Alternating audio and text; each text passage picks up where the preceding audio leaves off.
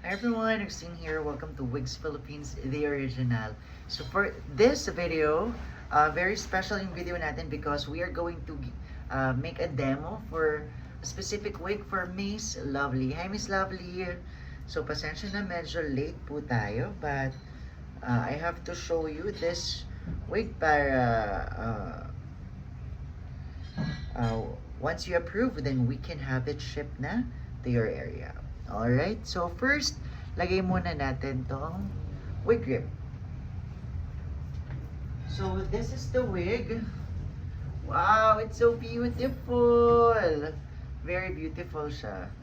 So let's try it on. So syempre yung ating cap construction is the new lace front, meaning to say talagang wide na yung ating lace sa front area.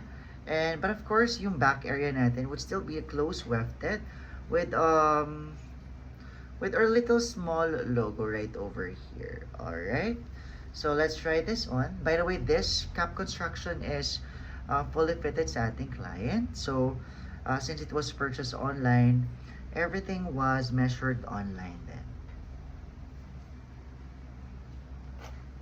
So ayan.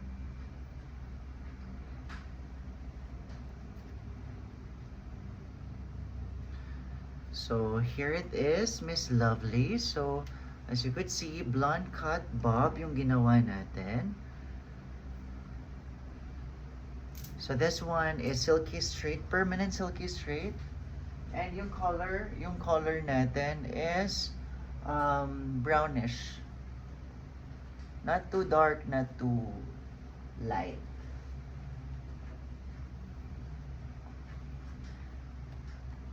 The hair is really flowing according to my movement because the hair quality is premium. So ayan yung hair parting natin.